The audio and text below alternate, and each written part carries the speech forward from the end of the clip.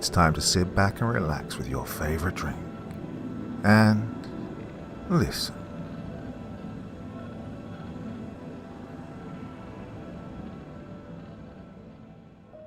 Consider this. Space exploration has promised us alien life, lucrative planetary mining, and fabulous lunar colonies. And what have we got so far? Space is nearly empty. It's a sterile vacuum filled mostly with the junk we put up there. The Devil's Cosmonaut. OPS-3, do you read? OPS-3, do you read? I launched myself for the radio receiver and jerked up the mouthpiece. I wiped away the film of sweat from my forehead before replying. Receiving. My throat was tight with a lump the size of a golf ball. It's good to hear your voice, comrade. You too. How are you doing? Leaning towards the porthole, I stared out into the cold void, hoping to catch some glimpse of the Soyuz capsule somewhere out in the twinkling stars. All systems great. Amazing view of the Pacific right now. Have you managed to reach ground control yet? Comms are still down because of the solar flares, I guess. Should be back up in a couple of hours. Oh, I hope so. The lump in my throat was getting bigger, pressing against the wall of my windpipe. I swallowed, trying to make room for my next words. I get worried up here on my own. Only 7 days to go now, Boris. I'm sure you can last that long. I'll see you then. I can't wait until you get here. Talk to you soon. I put down the mouthpiece and turned back to the porthole, pressing my eyes into the grey blackness, to the divine curve of the Earth's glowing horizon. Without flight engineer Zholobov, the station seemed very empty indeed. It was 100 cubic meters of beeping radios, flashing lights, and often blaring alarms, but silence slid beneath these thin distractions, an ever-present threat. Soon enough, I'd tune out all the noises and fall into a state of uncomfortable, clutching reticence. I sighed uncomfortably, suddenly extremely self-aware, and tore back from the porthole. Pulling myself back through the stale air, I headed for the living area. The sliding door which led to the cramped toilet compartment was half open, and it squealed as I pushed it into the closed position, the sudden noise making me cringe. The half-hearted chuckle that spilled from my lips was a force of habit. There was no one else in the station to hear it. I had no appetite for the generic meat in my food storage cupboard. Truth be told, I hadn't eaten more than a packet of dried apricots, a couple of crackers, and some meat spread in the last 2 days. If the people back on the ground knew how little I'd eaten, they would have had me on the Soyuz and heading for re-entry in the blink of an eye. If I hadn't been out of contact with them, I might have even considered telling them just to get off. With no appetite, I decided to call it a day. It was then a simple matter of flicking off the main cabin lights, crawling into the restraints of my sleeping compartment, and praying that the station wouldn't fall apart while I was asleep. Oh, it was warm, uncomfortably warm. The fabric of the sleeping bag clung to my skin, slick with sweat. I fumbled with the zip, my fingers slipping on the cold metal. The air in the capsule was like tar, and I swam through it with an uncomfortable lethargy. The thermometer displayed the temperature of 19.8 degrees Celsius, exactly as it had the day before, and the day before that. That's got to be a mistake. I tapped the screen, as if that would somehow make it display change, but it just ended up leaving a sticky finger mark on the glowing green glass. Either way, I needed a shower. I used the back of my forearm to clean off my forehead, and sighed. Well, this could wait. It's probably just another sensor problem that I wouldn't be qualified to fix. Well, the whole place was probably only ever 1 foot from depressurizing and spiraling back down to Earth, as brittle as a feather. The violent hissing of the shower, and the cold pressure of the shower, sluiced away my deep-rooted misgivings. I I couldn't focus on my problems while I briskly rubbed my skin clean with the harsh soap bar. Once I was clean and suitably refreshed, I turned the knob, and the last bubbles of water floated gently out of the nozzle. With the sound of rushing water gone, I became aware of the noises at the station again. In particular, a muffled voice. Oh, shit. I banged my head on the shower cubicle roof as I attempted to spin myself round and climb out the door. It left a mark on the grey plastic. Not wanting to miss whoever was on the radio, I ignored the stinging pain and pulled myself naked across the space station, toweling myself as I went. OPS-3, do you read? OPS-3, do you read? Receiving Soyuz 21. Breathlessly, I muttered into the mouthpiece. I'd almost given up on you. Sorry, I was showering. Well, I'm glad I reached you. I was beginning to think we were alone up here, comrade. At least you're not the only one on the Soyuz. I'm all alone out here on Salyut. Oh, you are lucky, my friend. Flight engineer Rojdetvenski is starting to drive me crazy. Only 6 more days to go. For you, maybe. I have my whole mission to complete. I gave a sympathetic chuckle. I sympathized with Commander Zhudov. I truly did. Ever since my partner, Flight Engineer Zhobalov, had got himself a ticket home by accidentally chopping off 3 of his fingers in the airlock door, Zhudov had managed to keep my spirits up. He'd managed to keep me working. He'd managed to keep me hopeful. Zhudov was a great man. He'd be hailed as a hero back home when his mission was finished, I was sure. How are you doing, anyway? It's warm. It's too warm up here. I'm not sure how it can be so hot inside, yet so cold outside. Hot? Zhudov was audibly alarmed. What's your thermometer reading? 19.8, as always. It's probably a sensor problem, don't worry. Boris. Look, it's fine, Commander, honestly. I'm only slightly too hot. A couple of degrees, maybe. Well, you radio me straight away if it gets any hotter. Don't worry. He would worry. I could tell by the sound of his voice. Well then, I must leave you. See you soon, my friend. 6 days to go, I confirmed, before clipping the mouthpiece back into position on the radio set. The rest of the day was a constant battle against heat. Communication with the ground was still out because of the solar flares, so I attempted to remedy the problem myself by hand. That started with the simple task of running diagnostic programs on the central computer, but after that denied that there were any problems whatsoever. I hit a brick wall. My mind ran, dredging up hundreds of semi-rendered memories of endless technical documents and cosmonaut manuals. The black diagrams and minute labels all seemed to melt, twisting into impossible shapes, non-Euclidean planes that boggled my mind. I couldn't quite think in the straight lines required for a task like this at the moment. In the heat, everything span or spiraled in and out in my mind's eye. Concentration, it was safe to say, was not high. In my head, I was back in Zholobov's last day with me on the station. It was hotter than I remembered in the feverish flashback. Zholobov's brow glistened as he climbed down, extending his massive frame out of the tiny airlock. He gave a relieved gasp, glad to be finally moving his limbs without slamming them against the walls. I watched him from my seat by the main control console, my eyes aching from looking at the monochrome screen for hours on end. I called out something to him, not in control of my own actions or speech. Whatever it was, for it was muted in my memory, overshadowed by what came next, made him turn. As he did, he placed one hand on the metal rim of the airlock to keep himself steady. Zholobov replied with a chuckle and an equally muted reply. His lips were blurred in my flashback. Indeed, the entire man's outline was slightly fuzzy in my memory, but the lack of clarity was most noticeable around his face. He was now just an out-of-focus photograph in the dark recesses of my cortexes. We finished talking, and Zholobov reached up for the handle of the hatch.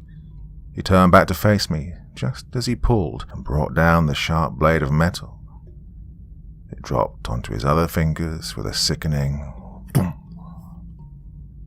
The jarring blow shook me out of my recollection, jerking my head up into an upright position. I gasped for air, and my head instinctively turned to the scene of the accident. There was still a small blood smear down the side of the hatch. Had the noise of metal hitting metal that was still echoing in my ears been real, or was it just a part of the memory? In my heat-addled state, it was hard to tell. The thermometer was still reading 19.8. I shook myself out of the odd stupor, which sent hundreds of tiny sweat droplets floating across the cabin. The armpits of my top were damp, as was all down my back and crotch area. The temperature must be rising. Boom. There it was again. Despite the heat, the sound sent chills down my spine. In any case, I knew it was just space junk or the metal expanding, but it was unsettling enough for me to give the capsule a nervous once-over before returning to my previous train of thought. Soyuz 21, do you read? I picked up the radio microphone, still distracted by the glare of the main console, where the display still read 19.8 degrees Celsius. Receiving, OPS-3. Any contact with ground yet, Commander? I need to get a fix on this thermostat problem. Negative, Boris. Still nothing. Is it getting worse? I can cope, but if it persists for 2 or 3 days... I trailed off, putting down the receiver to wipe my forehead again. I could just see my reflection in the edge of the porthole, and he looked very sweaty indeed. White salt crystals stuck to my forearm in the rapidly drying sweat. We'll keep trying. It'll be fixed in a couple of hours more, I'm sure of it. I hope so, or I'll have to take another shower. You're still getting a reading of 19.8. Zudov's voice carried a note of apprehension in it, even over the airwaves.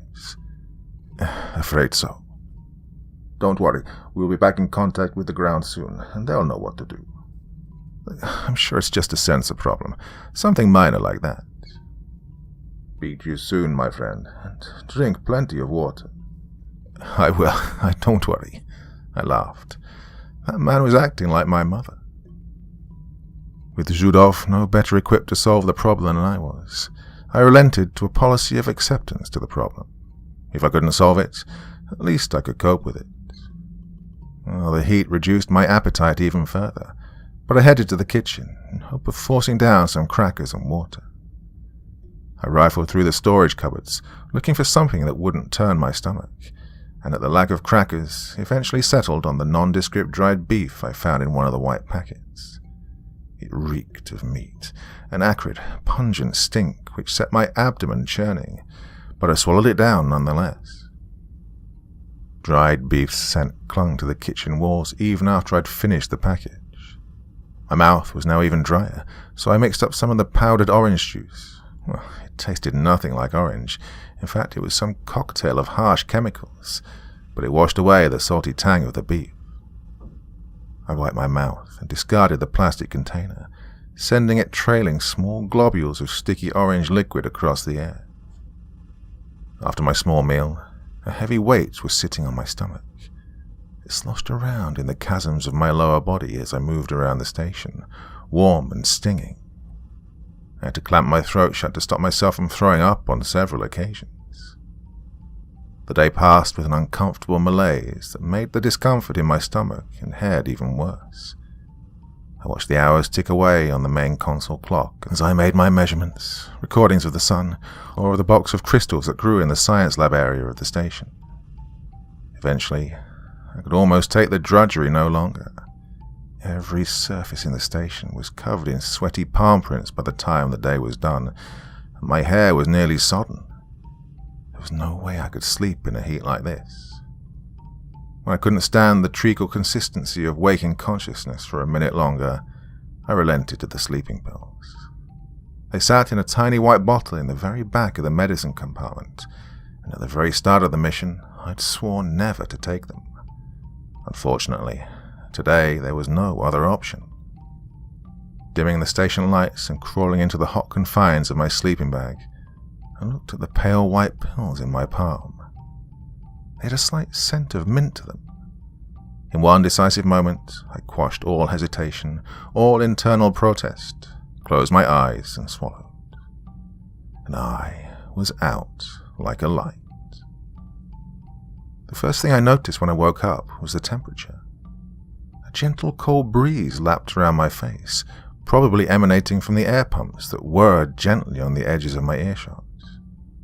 My watch, sent to Alma Ata time from my launch at Baikonur, warned me that I'd been asleep for only 3 hours. The station was still dark as I slid open the sleeping compartment door, although I was thankful for the respite in the heat and bright light. I stretched, cracking the vertebrae in my back. Here in the cool dark, I no longer felt feverish or nauseous, just tired. Slowly, as my eyes adjusted, I pulled myself over towards the radio set and considered calling Soyuz 21. The air tasted stale. The tang of sweat and dried beef hung in it even after it was recycled hundreds of times through endless filters and pumps. Even so, there was a certain calm to the station with the lights off and the temperature down. I looked out the porthole, and even the frigid depths of the universe seemed less inhospitable. There was a gentle navy tinge to the infinite blackness, and the glow of the stars seemed less harsh. This, along with the weightlessness and the gentle purr of the air pumps, gave the whole scene a dreamlike quality, as if I was safely cocooned in a great white chrysalis that floated through the spiraling arms of far-off galaxies, or across the peaks and valleys of great sparkling nebula. I could go wherever I wanted in this dream space, and I was safe wherever I went. All of that came to an end with the noise. A clatter, movement, almost imperceptible, in the corner of my right eye. I was instantly torn from my trance and tossed back cruelly into the physical realm. The hairs on the back of my neck prickled to attention as I slowly turned to face the source of the noise behind me. Nothing. Perhaps I'd been imagining it. After all, things tend not to clatter in microgravity. They float and drift heedlessly, but never clatter. So it stands to reason it had simply been my mind playing tricks on me, manifesting noise where there was none. After all, nothing in the section of the station showed any sign of movement. Nervously gazing around the cabin, I shook my head in disapproval of the power of my own imagination and my initial foolishness for believing it. Nothing on the station could have made such a noise. In an attempt to settle myself again, I swam over to the main console and checked the thermometer reading. 19.8, just as I was expecting. Either the problem had fixed itself, and the temperature control had automatically reduced the station back to 19.8 degrees, or the problem was still there, but it was with the thermometer, and not in fact the temperature control system. Either way, I was relieved not to be doused in sweat any longer. I quickly resigned myself to the fact I wouldn't be getting any more sleep for a while, so, with a defeated sigh, I flicked on the switch for the main cabin lights. They blinked on one by one with a deep, guttural hum, which was soon lost in the orchestra of other quiet whirs and buzzes. The light hit my pupils with a ferocious intensity, and I had to close my eyes to shield them. I'd become adjusted to the comfortable dark, and my eyes were shocked by this new and frightening stimulus. The next order of business was to put some clothes on. In my sleeping underwear, I was beginning to feel a slight chill, and I'd be a lot more comfortable in something warmer. Soyuz 21, do you read? I pulled up the zip on my jumpsuit as I spoke. After there was no answer, I leaned closer towards the radio mouthpiece, licked my lips slightly to moisten them, and tried again. Soyuz 21, do you read? Receiving, comrade. What can I do for you? The faint reply came. It was good to hear the voice of Commander Zudov again. Just wanted to tell you that the sensor problem is all cleared up, Commander. We're back at usual temperature. That's brilliant. Zudov was clearly relieved. I was worried for a minute there. How did you fix it? I breathed heavily, trying to form a response. The pause must have lasted a good second or two because Zudov transmitted again. "Boris, are you there? How did you fix the temperature problem?" I didn't do anything," I decided on eventually. "Just went away on its own." Zudov wasn't pleased, clearly. "I'm glad it's back to normal again." "Well, yes, so am I. I'll talk to you soon." Zudov's voice was slightly frosty in this act of dismissal. "I'll look forward to it." The radio crackled with static before falling silent completely. I replaced the microphone and pushed back away from the set, towards the main console, with the intent of once again checking the temperature. I gave an unconvincing laugh when I saw it was still stuck at 19.8. This was becoming my new obsession. With the temperature back to normal and the pain in my stomach gone, I was convinced I'd be able to make a better job of diagnosing the problem with the heating control. Unfortunately, this was not the case, and I managed to spend several hours once again vainly trying to plow my way through hundreds of wiring cases and circuit boards. Eventually, though, my frontal cortex began to throb from the sheer mental exertion of the work. It was an acute pressure that punched up my brainstem, across my scalp, and out of my eye sockets. At one point, it became so bad I had to let go of the manual I was reading to massage my forehead, in fear my skull would explode outwards.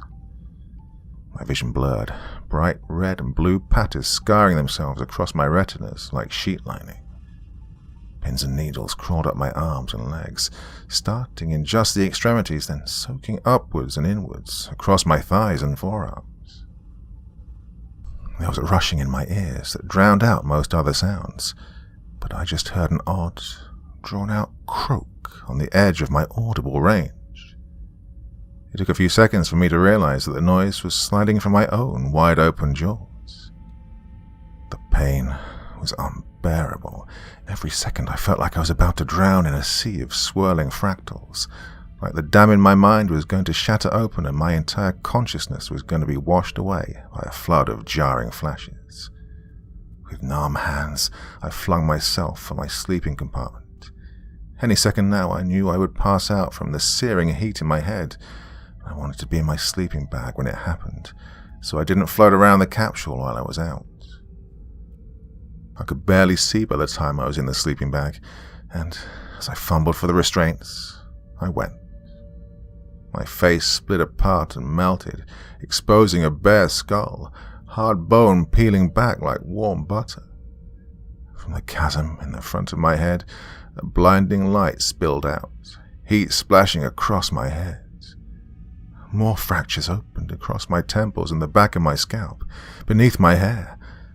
I could see my own brain, separating into regular sections like a gelatinous white clementine. Or at least, that's what it felt like. The pain was too much. I screwed closed my eyes, and my mind shut down. I awoke, staring at the plastic wall of my sleeping compartment, drained. The banging in my head had subsided from the feverish dance of several hundred-strong warrior tribes in the midst of a ferocious and primal ritual, to the distant crackle of thunder above a darkened grassland, accompanied by the gentle crackle of rain. With some trepidation, I pulled at my sleeping bag and climbed out, waiting for the pain to return.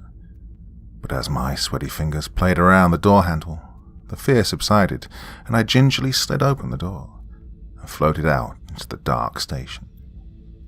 The main lights were off, casting the living area and the flight deck into an uncomfortable darkness, thick as honey, and seeping from every joint of the spaceship walls.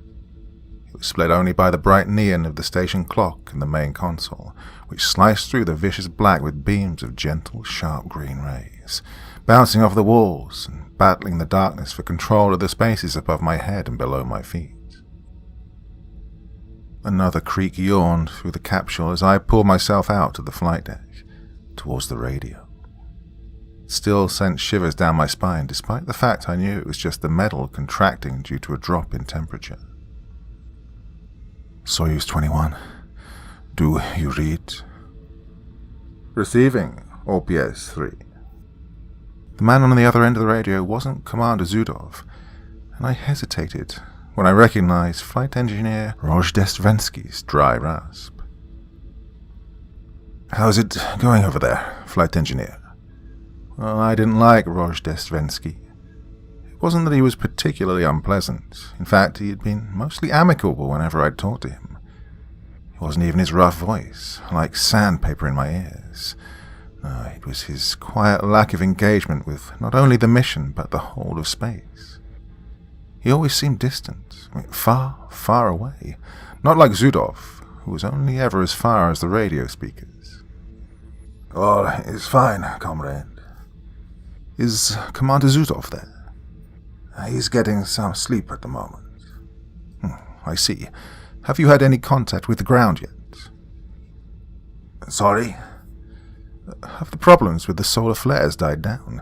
You've reached ground on the radio communication network? Oh, yes, the solar flares, of course. No, we are still unable to reach them. Right. Well, can you keep trying? Yes, of course. It's top priority. Okay, thank you. I hesitated before closing with my usual comment to Zudov. See you in 4 days. I suppose so.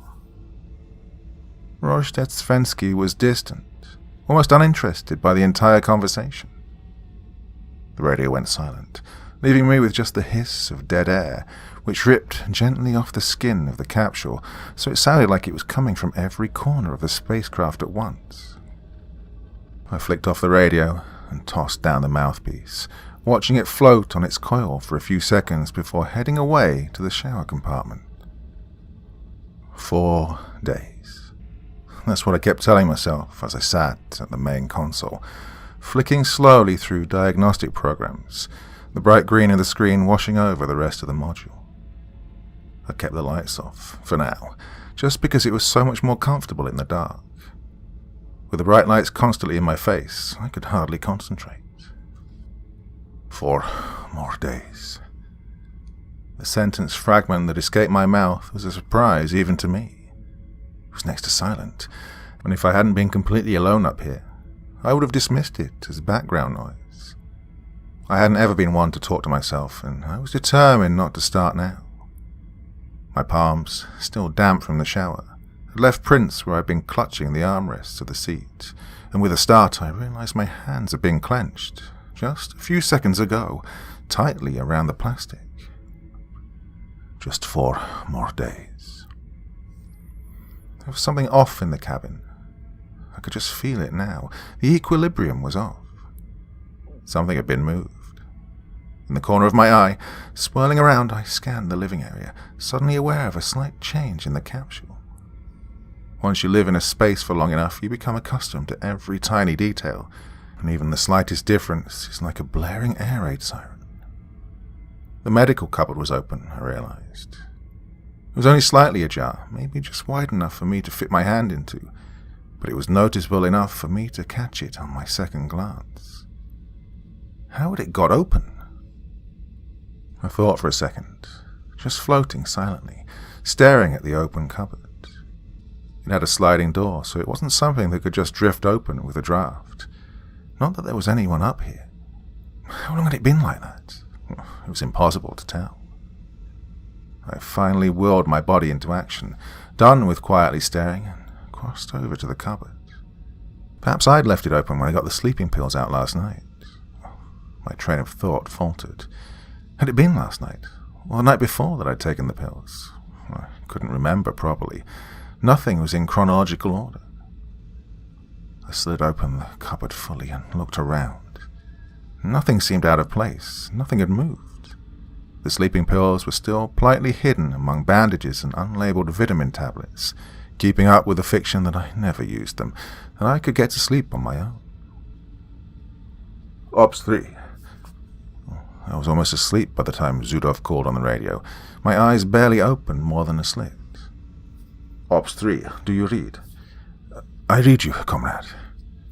How are you doing up there? Are you well?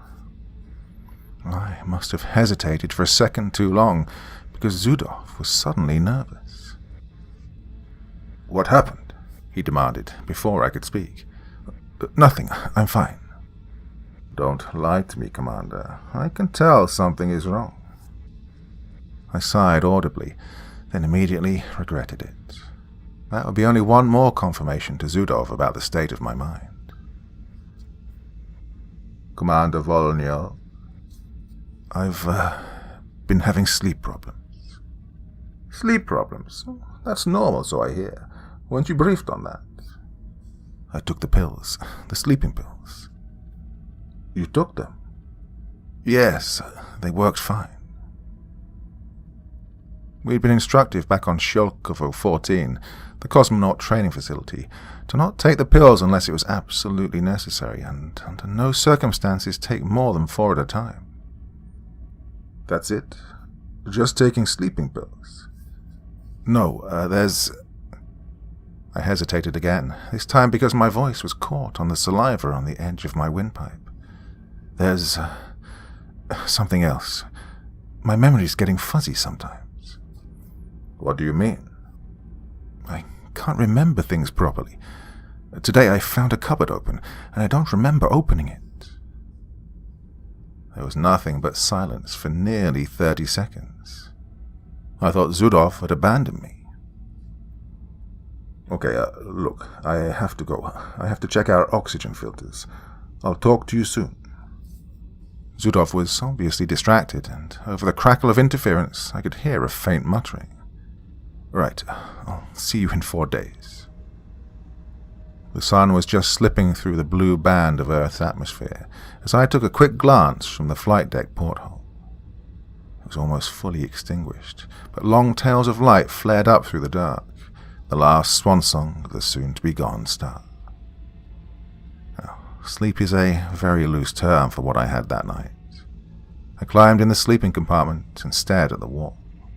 At some nondescript time, I fell into a semi-aware, semi-unconscious state. Not sleep, but somewhere in between, where my mind wandered. I was awakened, again in the loosest sense of the word, by another thermal ping. There was the faint taste of vomit and chemicals on the back of my throat. My eyes were watering, thick streams of salty tears ran down my face and soaked into the neck of my sleep shirt. I didn't remember taking sleeping pills, but I couldn't deny the artificial mint that still hung in my mouth and nasal cavity. It could only belong to the pills. I hadn't eaten anything in days, and certainly nothing mint-flavored. With a groan, I probed the very edges of my sleeping bag and felt the strain in my muscles. They were tense and taut. It took some effort to get them to move, as with every slightest adjustment of my limbs came the sting of built-up lactic acid. The air in the sleeping compartment was stale, old. It felt like it had been through my lungs at least 10 times before, and it hung around me with a dreadful stillness. As I pulled myself from my sleeping bag, I could still smell the musk of my skin and my sweat. Everything reeked of it. Everything reeked of me. I opened the door, and my heart stopped. It stopped pumping, warm blood turning cold in my veins. Stationary. The contents of my stomach turned to ice, a great slush of freezing water that weighed down on my body and digestive system, if only figuratively. Thousands of goosebumps rippled across my bare arms and legs, the nerves in my skin suddenly several hundred degrees below zero. Black powder floated in a small cloud in the center of the living space. It looked for all the world like a nebula gone dark, hundreds of tiny swirling peaks and troughs made of an infinite number of black pinpricks. "Lord," I breathed, disbelievingly. The carbon filter span at the center of it all, glinting dangerously and disgorging more trails of carbon powder as it turned seemingly randomly through its clouds. How had it got there? How the fuck had it got there? "Good Lord," I repeated as I swam towards the cloud. I reached out, extending my hand through the dust and clamping it around the filter. It was a small metal box, about the size of a paperback book, with an opening at one end, where the carbon was leaking from. Well, the filter usually sat deep within the whirring mass of the air filtration system. There was an access panel used to change it in the flight deck, and my eyes immediately flicked up towards it when I remembered its location. Sure enough, it hung open. Soyuz 21. Soyuz 21. My voice into the radio was barely more than a whisper. In my head, my mind screamed, trying to drown out the uncertain knowledge I gained since waking up. I was looking for an explanation. Any explanation. Perhaps there'd been some micro-debris impacts that had shaken the filter loose. I hadn't felt anything, but then I wouldn't have done if I'd taken the sleeping pills. Perhaps there'd been a pressure malfunction, and that had blown the access panel open and the filter out. Perhaps. There were so many possibilities, but no answers. Receiving, Ops 3. Comrade Vyacheslav. I used Zudov's first name in my strange state of shock, trying to connect with him across the void, across the great gap. I think there's... I choked up, looking at the open access panel and the filter, which I had left floating by it. When my throat cleared, my voice was barely a whisper. There's something wrong, comrade. There's something very, very wrong. Commander Volnyov, what is the problem? Zudov was cold. I could hear a strange silence as his voice echoed away around his capsule. I couldn't speak. I couldn't say a single word. How could I explain? I decided to keep it simple, to ignore the terrifying implications of what had happened, to keep what I said to facts and nothing more. There's a problem with the air filtering system. What kind of problem, Ops 3? One of the carbon filters fell out, or got knocked out, or... There I trailed off. After that point, the facts did not serve me very well. There was nothing I could say for certain. Do you think it's fixable? Of course it's fixable, but that's not the point. Say again, Ops 3. I need you to contact ground, Soyuz. Please, as fast as you can. I can't do that, comrade. The long-range communications are still out because of solar flares. Okay, thank you, Commander. See you in 3 days. I was cold. My spine was chilled with the sharp tingle of nerves. Zudov was never this businesslike, never this disinterested, and it scared me even more than the problem with the carbon filter. If I could have seen him, I felt like he wouldn't have batted an eyelid when I told him about it. Well, I was on my own, it seemed. Not even the comfort of my old friend on the other end of the radio. With Zudov in his current mood, I felt like talking to him any longer would be pointless.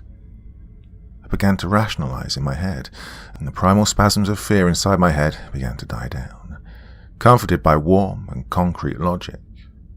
Nothing to fear. I had nothing to fear. I needed something to calm my nerves, though. We weren't allowed alcohol aboard the station, of course, but I was pretty sure there were some anxiety pills in the medicine cabinet. Pills. It was always pills. They were in another white bottle, marked with black text. They tasted like chalk. No artificial mint this time. As I felt the large lump slide down my throat, my heart rate began to slow. Maybe half an hour passed before I began to really feel the effects. I could sense my heart beating heavily and slowly in my chest, each thump further away from the last, but heavier, the mass of muscle and vein straining to release itself from the confines of my fleshy body. Time was slowing down. As I watched the sun slowly creep up across the side of the earth, the names of all the pills and tablets I'd been taking began to run through my head. Aminoglutaric acid, atenolol, Dicaris, Grandaxin, Oletetrin. The list stretched on and on. Well, the names didn't mean anything, just odd foreign words that were a problem to pronounce, and an even bigger problem to spell. There was a small bead of sweat forming on my forehead. I could feel it just above my left eye. There were others, lightly, and I'm sure they rippled each time my heart gave another thump. Boom. Nothing now but the sound of my heartbeat, and the porthole in front of me. My vision began to focus inwards, the edges blurring out. I was very close to the glass now, despite the fact I hadn't moved an inch. My field of view was rapidly zooming in on the geometric curve of the earth as it was caressed by dark clouds. Boom. Everything else had passed out of my view, now just a stretched and blurred mass on the edges of my vision. I was through the glass and now looking at the vast face of the earth as it turned seductively into the light of the sun, that great scorched ball of searing heat. Boom. My journey down was starting to speed up. Still slow at first. I barely surpassed the speed of Salute's orbit, but soon my acceleration brought me up to greater speeds. The blue planet loomed up in front of me, and I was falling into its great yawning maw. The void whipped past me as my speed reached unimaginable levels. The atmosphere was beginning to glow around my vision, burning first yellow, then white hot. Clouds parted, and the patchwork green of the country sped towards me, seconds from impact. Boom. Jerking awake, I was pulled from my hallucination by the heavy beating of my heart. The pearl of sweat on my forehead had evaporated, leaving just a tiny white deposit of salt crystals. I was fine. I was still here. Just a slight dizziness remained from my hallucination. I needed a drink, I decided. I needed a drink and something to eat. My mouth felt like it was full of rock salt, and I really needed to wash that out. I grabbed a water bottle and started to drink the rubber-tinged water as I rooted through the cupboards and cabinets, trying to find some food that would be inoffensive to my stomach. Beef stew, it seemed, was the best choice. It came in a small tin that didn't require heating. Ripping off the lid of the can, a small blob of brown stew was dislodged from inside, and I watched it spiral away across the kitchen. It slammed into the side of one of the kitchen cabinets with a violent splat, leaving a dark brown smudge. I sat at the flight console and tried to run the diagnostic program. I wanted to find out what time the filter had blown out, and why the alarm hadn't gone off.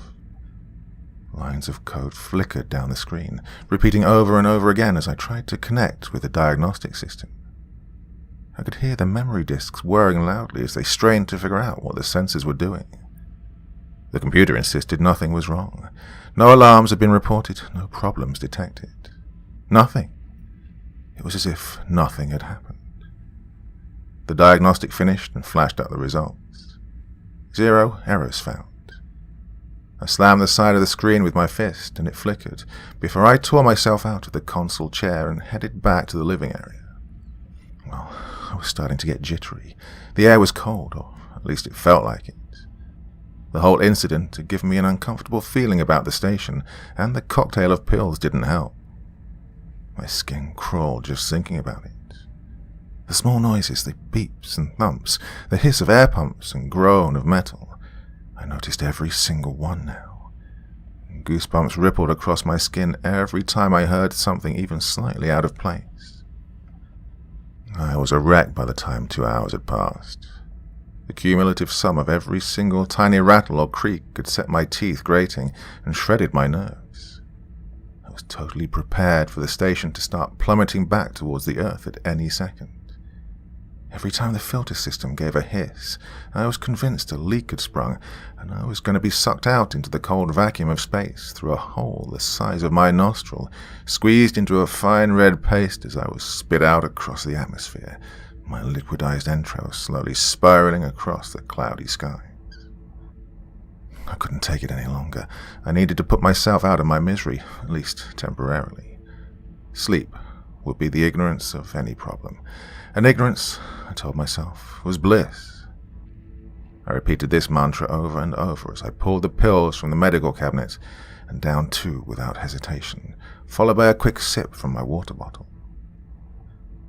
Ignorance was bliss. Blackness clawed at the edge of my vision as I climbed into the sleeping bag. The pills were beginning to take effect. I closed my eyes and was ferried away from that ticking metal coffin in the sky. I didn't dream, of course. I never dreamt up there, but I enjoyed a few hours of comfortable blackness. When I awoke, the pill bottle was still clutched in my hand. I had it pressed up against my chest in the warm confines of my sleeping bag. There was a slight buzzing coming from the strip light on the roof that I'd never noticed before. It wasn't uncomfortable exactly, just disquieting, especially having only just woken up. I studied it carefully, until my retinas were scorched blue by the bright glow. I closed my eyes and tried to shake off its imprint on the back of my eyes.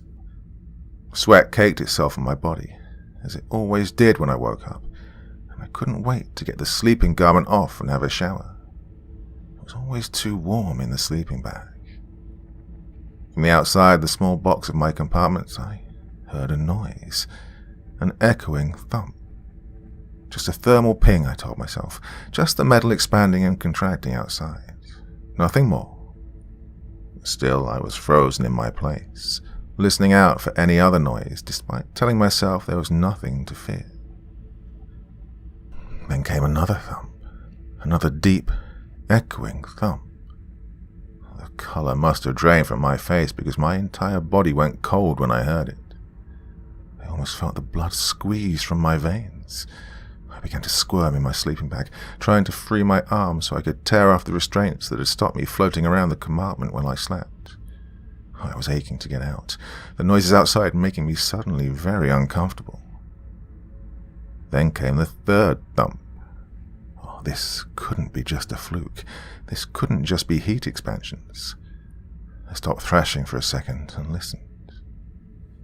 Boom. There it was again.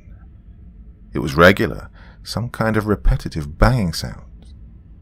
It was coming from the opposite side of the station, near the flight deck.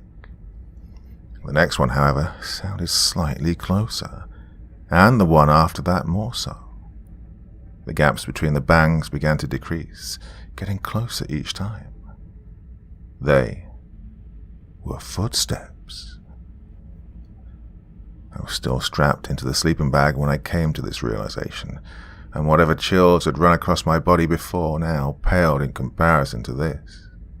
It was like I'd been dropped from my warm sleeping compartment to the dark wastes of Siberia, spinning madly as I fell. Fear and a light-headed dizziness consumed me. The footsteps were getting closer. I heard a slight pause as they reached the small step where the flight deck transitioned into the living area. Shivers racked my body as I fumbled with the straps, trying to get out before whatever the source of the footsteps was had reached me. My mind reeled, unable to think over the pounding of footsteps. This couldn't be real. This could not be real. The straps came loose, and I wriggled out of the bag, the footsteps shaking the whole station as it got closer. Great, crashing impacts, just feet away now. I was sobbing as I went to the door handle, pressing it shut in a vain attempt to keep whatever was out there from getting in. There was one final step as the source of the sound came face to face with the door of my sleeping compartment. And then, silence. I could hear my heavy breathing as I pressed my ear up to the plastic of the door, listening out for whatever was out there. Nothing. Just silence. Boom! Something heavy slammed into the door, and I jumped back in terror, slamming my head and body against the back wall. The impact echoed away, and the station fell into silence once again. Several minutes passed before I plucked up the courage to move. Not a single sound had disturbed the silence up to that point, and I had been forced to listen in terror to the sound of my desperate, shallow breaths. Gingerly, I clasped the handle and listened. Still nothing. Everything sounded calm out there. With one movement, I swallowed and threw open the sliding door. I winced at the squeak of its rollers. The station expanded before me, seemingly huge, dark, and empty. The whole space was stationary and quiet. Nothing out there. I remained there for a few seconds, watching like a nervous gazelle at a watering hole, wary of predators stalking in the long grass. Slowly, I pulled myself out. I felt like I was riddled with the eyes of hundreds, all watching me. My skin suddenly felt very vulnerable. Whatever was out here, it scared me beyond what I thought was possible. It showed me the cracks in the facade. Slowly, I began to move towards the kitchen, running my eyes over every surface, my body weak and shaking. The air was warm and still. I began to steady my breathing. I kept darting my eyes, though, convinced something was waiting for me, just out of my field of view. "I think there's someone here," I hissed into the radio, looking over my shoulder as I did. "Soyuz, did you read? I think there's someone here." The response that came through the speakers was crackly and garbled, pierced occasionally by harsh electronic tones or the buzz of static, but it was recognizable. It was Tchaikovsky's Piano Concerto No. 1 in B-flat minor. I recognized it from a long time ago, from a different time. No words, just music. "Soyuz 21, do you read?" I repeated, as the music stopped and the transmission faded away. "Commander, answer me." There was nothing, except another quick burst of the music again. It lasted a few seconds before stopping again. Leaning down, I examined the dial, and sure enough, I was on the correct frequency. "Please," I begged, tears welling up in my eyes out of fear, the fear of my only lifeline to the outside world down there being severed. Nothing, except the music. And it didn't stop this time, it carried on. It lasted a good minute before the song reached its conclusion and I was once again left in shocked silence. With a numbness in my heart, I placed the mouthpiece back down on its stand and pulled myself from the chair. I was alone up here. Or maybe I wasn't, and whoever else was there and myself were just alone together. It made no sense. How could someone else be up here? How could there be someone on the station without me knowing? There was nowhere to hide. I saw every inch of the pressurized space of the ship every single day. And then it struck me. There was one place I didn't go. Flight Engineer Zholobov's sleeping compartment. It had been undisturbed since the day he'd left. I turned around to face it, looking at the door with a new, surging intensity that I hadn't been capable of before. It was locked when I tried it. I couldn't remember whether it had been me or Zholobov who'd locked it that day, although I was certain I didn't know where the key was, even if it was still on the station. The keyhole was tiny, not wide enough to look through, and even if it had been, it would have been too dark on the other side to see anything. I had to find a way to open it. The kitchen was my first stop.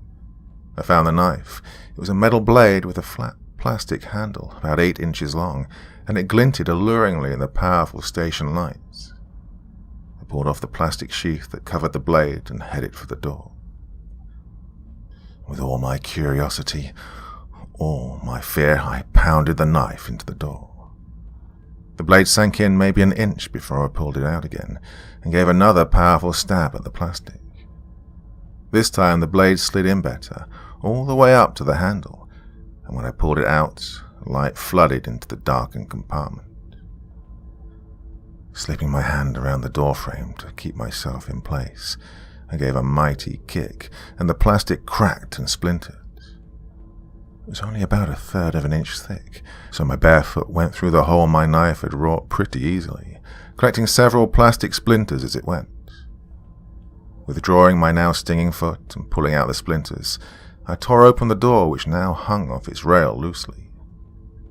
The inside of the compartment was a dark coffin, next to identical to mine. It smelled terrible, though, of dry blood and sweat and other biological things. I guess the blood, which was now a rust-covered stain on the sleeping bag which hung on one wall, had come from the night Zholobov had spent in here while we waited for a Soyuz to evacuate him. I'd bandaged his hand pretty badly, and it had leaked dark crimson and translucent yellow fluids all night. He had been in such pain, I could hear him from outside the compartment, whispering to himself and occasionally sobbing. I had been the one who'd been tasked with the gruesome endeavor of scraping his fingers off the inside of the airlock hatch. All this came back to me as I hung nervously in the entrance of his compartment. I flicked on the light, and it spilled an appealing orange glow across the scene with a cheery buzz. The first thing I noticed were the pills bottles. There were at least 10 floating around the floor, their shiny labels daubed bright reflections. I picked one up and looked at the reflection. General painkillers. I gave a low whistle.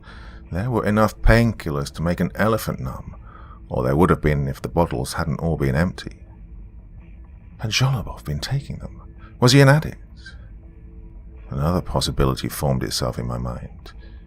Had he taken them all in one go? Had he been preparing himself for an accident? Had he deliberately sliced off his own fingers?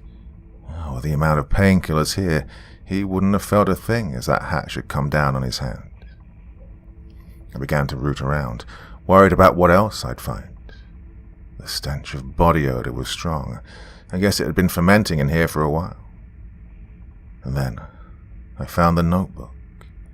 It was wrapped in brown paper, and when I found it, I was a little confused.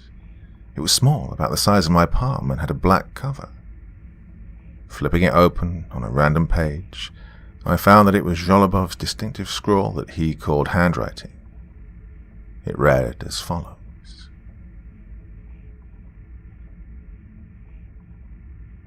July 17th. Boris woke up at 5:45 ALMT.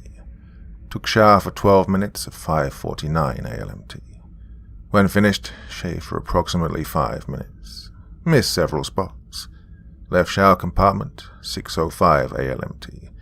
Headed to living area. Drank approximately 200 milliliters of water. Ate breakfast.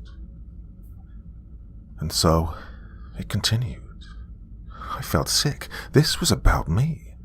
This was a detailed record of my activities that day, right down to accounts of our conversations. I flicked to the next page, and sure enough, there was a description of my activities on July 18th. It was written in eye-watering detail, from the amount of time I spent on the toilet to how I ate and drank. Oh, it was almost clinical. Going through the book, there was an entry for each day since we'd launched from Baikonur, right up to 3 days before the accident. I could feel a lump in my throat. All sympathy I'd held for my flight engineer rapidly draining away. Whatever this was, it was disgusting and invasive. Slowly and coldly I wrapped the notebook back in the paper, placed it back down on the shelf, and backed out into the living area. Whatever was happening here, Zholobov had been in on it. Why had he stopped, was the real question. Surely giving up just 2 days before the accident couldn't be a coincidence. Ops 3, do you read? Please confirm, Ops 3. The radio was barking behind me. I ignored it, still staring at the compartment, my jaw slack. How long had it been going on like that? I didn't know. Still, I didn't rush to answer Commander Zudov's transmission. I moved slowly, without a definite purpose, keeping my eyes fixed on the sleeping compartment. What the fuck? I swore loudly into the mouthpiece. Where have you been? Say again, Ops 3. I do not understand. Why have you been ignoring my transmission, Soyuz? Rage bubbled through my voice, but I tried to keep it even for the sake of anyone back on Earth who might have been listening. Ops 3, we have received no transmission from you since yesterday. That's a lie. You were sending out that music. Listen, Ops 3, I've talked to flight engineer Rojdestvensky. We're both very worried about you. We think perhaps you're having some kind of breakdown. Breakdown? I murmured slowly. "No, I'm not having—" "It's perfectly understandable in your position, Boris. Perfectly normal," Zudov purred, his voice slow and gentle. "Nobody blames you. All the stress you've been put under." "A breakdown," I repeated once again. Was it possible? Could I be going insane? "Yes, you've been up there alone so long. You started to imagine things, started to see things." "Are you sure?" "Perhaps we should come early, Boris. Perhaps we should come and help you." Something about Zudov's voice hinted at a hidden malignance to his words, no longer hidden by his forced friendliness, a pretense he was clearly straining to keep up. It sent chills down my spine. "No, that won't be necessary." "I think it will, Boris. I think we'll have to set a course for Salyut 5 right now." "No, I don't want to disrupt the mission." I gave a nervous chuckle. "The mission, that's what's important." Zudov was silent for a second, considering my comments. The station was filled with the sound of static. I prayed that he would agree to stay away for another 2 days. There was something about Zudov, something I only just noticed, that scared me, and the more time I spent away from him, the better. "Yes, of course. You can manage 2 days. You should get some sleep, though. Take the sleeping pills. You sound tired." I'll do that. See you in 2 days, then." "Get some sleep, Boris. We'll be here before you know it." How long had he been referring to me by my first name? That was against protocol. "Everything's going to be fine." I placed the mouthpiece back on the clip and swallowed nervously. 2 days stuck up here. I was now unsure which option was worse, being trapped up here or being trapped on Soyuz with the smooth-talking Zudov. I mulled over what he'd said. It seemed entirely possible to me that I was having a breakdown. The things I'd seen, the things I'd heard. Those couldn't be real. They couldn't be. Footsteps weren't possible in microgravity. Well, that's what I told myself. But the implication of everything being just a hallucination was equally sinister. Was I going insane? Everything had seemed so real when they'd been happening. The notebook had felt real. The footsteps couldn't have just been in my imagination, could they? And the carbon filter? Had that really come loose from its piping at all? Well, it would explain why the computer never detected any faults. They'd all been in my head. But there was one cast-iron way to prove all this, of course. I could go to Zholobov's compartment. I could unwrap the brown paper, and I could look at the notebook. If it wasn't a paranoia-fueled hallucination, all the writing would still be there. If it was just in my head, all the writing would be gone. Or even better, the notebook wouldn't be there at all. Well, of course, it's never that simple. I tore open the brown paper, and there it was. With a nauseous reticence, I opened the first page and confirmed the writing was still there. My stomach sank. With a burst of rage, I threw the book across the room. It slammed against the far wall and then fluttered away. There's nothing I could do then. It had been there in my hands, solid and real, which meant I was left with 2 options. Either I hadn't been hallucinating and the book was real, or I was further down the rabbit hole of my own head than I thought. Both of the possibilities were, unfortunately, terrifying. I needed some time. I decided to figure out what to do. I needed to get things straight in my head. I had to do something about this. I couldn't be paralyzed by inaction any longer. I couldn't take it. Slowly I crossed back to the kitchen, my hands trembling as I pulled my body through the air. All the while my head pounded heavy with a throb of blood. I wasn't sure what was real anymore. And then I remembered. The pills. Zudov had told me to take the pills. Well, perhaps I was tired.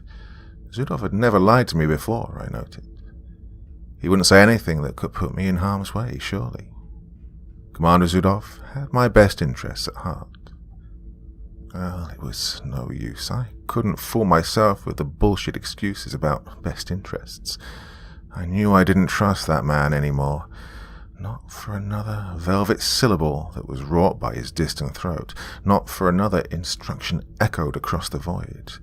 I was done listening to him. Internal debate finished. I steadied my breathing and decided to look at my problem logically. I tried to block out the memories of the footsteps and the book and the filter and just look at it from an objective point of view. That was pretty much all I could do at this point. Well, I could take the pills, or I could sit here in terror and confusion for 2 days. I knew, like it or not, that I'd have to take the pills at some point. I couldn't stay awake for another 2 days, yet I couldn't sleep. I knew that natural sleep would be an impossibility after everything that had happened. And so I took the pills.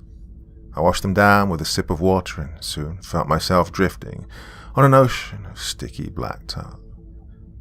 It took all my effort to simply pull myself back to my sleeping compartment and climb in the sleeping bag before I sank into the viscous black liquid of my mind, and I felt it soak into my skin and fill my lungs.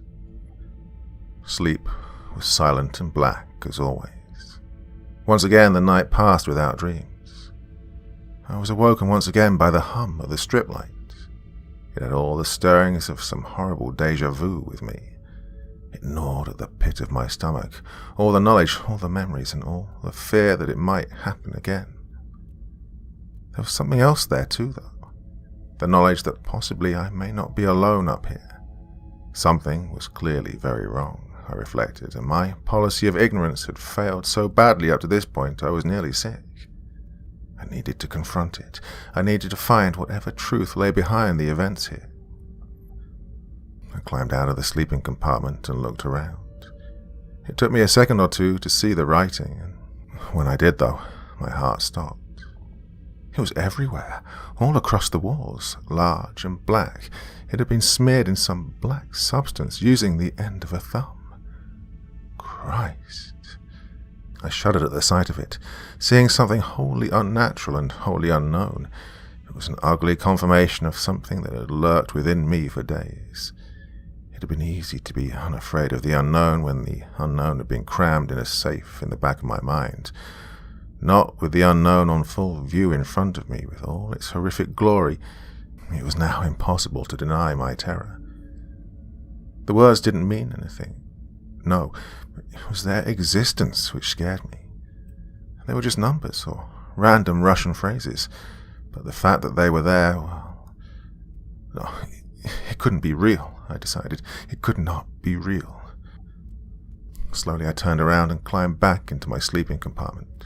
I slid the door closed again and took a deep breath. This was just in my head. It wasn't real. I was just imagining things in my head spilling out onto the walls of the station. When I opened the door, it would be gone, I decided. The writing would be gone. It was all in my mind, and I was in control of my mind. I was in control. I slid open the door and looked out, praying it would be gone. It was gone. The walls were bare. It had all been in my head. God, what was wrong with me? Slowly dragging my eyes over every surface for any trace of the black markings, I pulled myself towards the flight deck and the radio transmitter. I couldn't do it any longer. I had to call Soyuz. I had to get off. If I didn't, I feared the damage would be irreparable, and I'd be trapped in a semi-real world of my own hallucinations forever. When I flicked on the radio transmitter, however, something was already being transmitted on the other side. The green lights flickered in confirmation that the set was powered up, and as soon as they did, I tore up the mouthpiece. Before I could speak, however, a harsh voice jumped from the speakers. Having visual and auditory hallucinations, along with paranoia and loss of appetite. It was Zudov. His voice relaxed me. Despite my misgivings for him, I knew that it was the same man I'd been talking to all this time. His words, on the other hand, were troubling, to say the least. They clearly weren't directed at me. Who was he talking to? They hadn't informed me that communication with ground had been resumed, and I told the commander specifically to do that. Keep observing him. Another voice now. Not Zudov, not Flight Engineer Rojdestvensky's. If they were the only two people on Soyuz 21, then Zudov must be talking to someone elsewhere. Someone on the ground. There was a hiss of static, and the channel broke up into meaningless beeping. I listened in anger. I needed to know who they'd been talking about, although I had a sinking feeling I already knew. Air is contaminated. The channel was back, and the other man was still speaking. Contaminated? Well, I didn't quite catch the first half of the sentence through the interference, but that word alone was enough to spook me. Yes, concentration is up to 21%. Carry on observing, Soyuz. Nothing more. There was a hiss, and the stranger went silent. The air went dead. I swallowed. The noise sounded deafening in this new silence. What had I just heard? Who had they been talking about? Well, the obvious answer was just on the tip of my tongue, but I daren't say it. I didn't even dare think it. It was too dangerous, too terrifying to comprehend. I looked down at the radio set and saw something chilling. The frequency dial had been changed. It certainly wasn't me who'd changed it, I was sure of that. That meant someone or something else was here. That meant it was all real. I closed my eyes and turned the dial back to the familiar position. The warm hiss of static greeted me, different in tone to that on the other channel. Oh, I had to know. I had to know who they were talking about. I had to know whether I was alone up here. I had to know if I was losing my mind. Soyuz 21. Come in, Soyuz 21. I asked eventually, eyes still clamped firmly shut. Reading Ops 3, reading loud and clear. Soyuz, I began, and then stopped to take a deep breath. Soyuz, have you had any communication with ground yet? There was a short, heavy pause before Commander Zudov spoke. When he did, I could tell by the tone of his voice that there was a sickening smile on his lips. None whatsoever, I'm afraid, Salyut. Still out because of these solar flares. That was it. The big lie, the tipping point. As soon as those words reached me, I nearly broke down in despair. A little sob escaped my mouth. The man I'd trusted all this time. Had everything been lies? Ops 3, do you copy? He asked eventually, and I tried to bring myself to respond. Am I alone up here, Commander? My voice was a hoarse whisper, barely audible above the interference. Alone? What do you mean? I mean, is there someone else on the station? There's no one up there. Only you. You're saying it's all in my head. You're saying I've lost my mind. Oh, of course not. You're just under a lot of stress. All alone up there, it's no surprise you began to see things and hear things. It was only to be expected from someone in your conditions. I know. I'm not crazy. Of course you're not crazy. He purred gently, his voice warm and reassuring. I was almost lulled back into trusting the man again. You're just tired. You've worked hard, but don't worry, your mission is nearly over. I'll see you tomorrow. Tomorrow, I repeated numbly. I wasn't crazy. It wasn't in my head. That man, that voice was lying to me. It had to be real. But what could I do? He'd be here in less than a day, and after that things would be far out of my hands. I tore open every cupboard, looked through every compartment, scoured every inch of the plain white metal. I searched for any slightest inclination there might be a concealed compartment somewhere elsewhere in the station. I looked for anything that could prove me right. There was nothing. I don't know how much time passed in my search, but I soon realized looking was a fool's errand. There was nothing to find. What if it isn't human? I spoke out loud, to my own shock. I never talked to myself. My voice was small and insignificant, even in the cramped air of the station. The idea haunted me. I'd never believed in the paranormal, but my heart beat faster just thinking about it. There was clearly an entity of some kind up here, and if it wasn't a man... Then came the rasping. A deep, wet hiss from within the walls. It was followed by another, this one sounding more like a gasp. I froze as I listened, the regular inhaling and exhaling of air. Something was breathing. Something inside the walls. "Commander," I whispered over the radio, jerking my head round as I heard another breath. It was only just audible when I was at the radio set. It seemed to emanate from the living area bulkhead. "I can hear it breathe." "Breathe?" The response was swift and, surprisingly from Zudov, nervous. "I can hear it breathing inside the walls. It's awake." I held out the mouthpiece and pressed down the transmit button, hoping he'd hear it. "That's just the ventilator system," he decided doubtfully after I'd finished. "You must have ruptured a tube. I'll take a look when we get there." I let go of the mouthpiece and tried to steady my own breathing, but the great deep breath coming from the living area distracted me from my rhythm. It couldn't just be a torn air pipe. It had to be something more. Slowly I pulled myself up and began to head slowly, gingerly towards the source of the noise. The knife was still in the kitchen drawer, so I withdrew it and swung around to face the noise. It was coming from within a maintenance panel. I pressed my ear against it, trying to hear what was within. The metal was cold against my skin. Dum. There was a loud bang from within, and I withdrew my head instantly in terror. It was followed by a desperate scratching, fingernails on metal. I pushed myself backwards and crashed into the wall behind me. The scratching must have gone on for hours as I sat there in sheer terror, knife raised in front of me.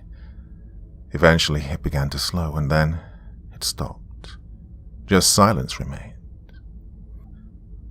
I slowly unfurled, tears streaming down my face. I couldn't do it anymore. I just couldn't. "Ops 3, come in. We're beginning our approach." I swore loudly and viciously, tears running off my lips. Not him, not now. I was stuck between whatever horror was on the station or whatever horror was off of it. "Fuck you, Zudov." I snatched the mouthpiece and yelled down it in pure fear. "Say again, Ops 3. He sounded indignant. "Stay away from me," I warned, my voice shaky. All the while the hairs on the back of my neck were beginning to stand upright. "Don't bring that ship anywhere near here." "These are my orders, Commander Volnyov." "I have a knife," I threatened, knowing my options were running out. He had forced my hand. There was a silence for a second. Time passed like thick, black tar. "Is that a threat, Commander Volnyov?" Zudov was cold in his outrage, but I could hear strains of pure ferocity in his voice. "Did you just threaten me?" "Stay away from me," I sobbed once again. "Please." "I'm so sorry," he decided on eventually, and the frequency went dead. I could see the black dot of the Soyuz capsule on the horizon of the Earth, silhouetted in front of the glowing blue. I had maybe half an hour before he got here. It wasn't enough. I couldn't think anymore. The thing in the walls was still silent again, as far as I could tell. With a beating heart, I turned back to the maintenance panel where the noise had been coming from. I jumped out of my skin when it gave a screech, followed by another. It was the sound of nails on a chalkboard, or something like that. Staring at the panel, I saw a sight I will never forget. The screech was coming from a screw. It was turning in its socket, giving a mighty squeal each time it did. There was a clink as the screw finished its last rotation and floated gently away from its holding. Whatever was turning the screws moved on to the second. I backed up slowly and clutched my knife so hard my knuckles were white. My tears were in streams down my face, leaving salty deposits on my eyelids. I gritted my teeth. It felt like the content of my stomach was about to rush up my throat. It was heavy and nauseating. Another sob racked my quivering body. I crawled into the airlock hatch entrance, right next to Zholobov's dried blood. I ran my fingers over the stain and closed my eyes. In my head, I tried to drown out the sounds with desperate prayers, but it wasn't enough. There was a heavy clunk as I felt Sawyer's impact. Cracking open one eye, I looked back at the station. Floating in the air was the now detached maintenance compartment panel, along with a handful of screws. I heard movement from within. Turning my focus back to Sawyer's, I banged on the airlock door, then felt the hiss as the seals began to fill. This was it. The hairs on the back of my neck were pricking up again. I had to get out. I had to get out now. The airlock hatch hissed and swung open. My eyes fell into the Sawyer's capsule, into the tiny space where the two astronauts would be, where the man I'd been talking to for the last week would be sitting. And the capsule was empty.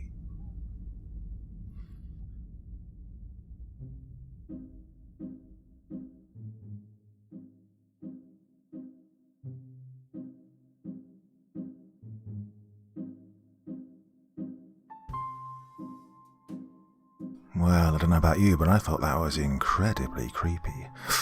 The sense of isolation. It's not just isolation, though, is it? There's no escaping it, no possible escape from the loneliness and the thoughts going around in your mind. What would you have thought when that Soyuz capsule arrived and no one was in it? Whew. Well, really good space story for you there.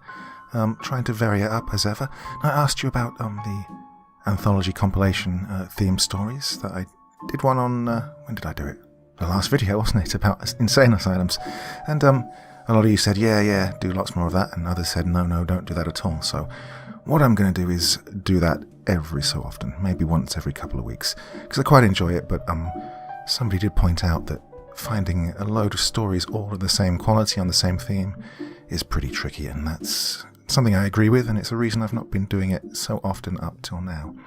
Anyway, good one for this evening, and it's that time of week, isn't it? The podcast is coming out tomorrow, available wherever you get your podcasts, and from now on, well, I've been doing it quite a bit already, but from now on, it is going to focus a lot on exclusive stories that haven't appeared anywhere else, stuff you haven't heard here on the channel, so please go give it a listen, download, listen at your leisure, wherever you want. Well, yeah, that's coming out tomorrow evening, every Thursday podcast for you. Can't say better than that. Well, that's enough for me for one evening. Until the next time, very, very sweet dreams, and bye-bye.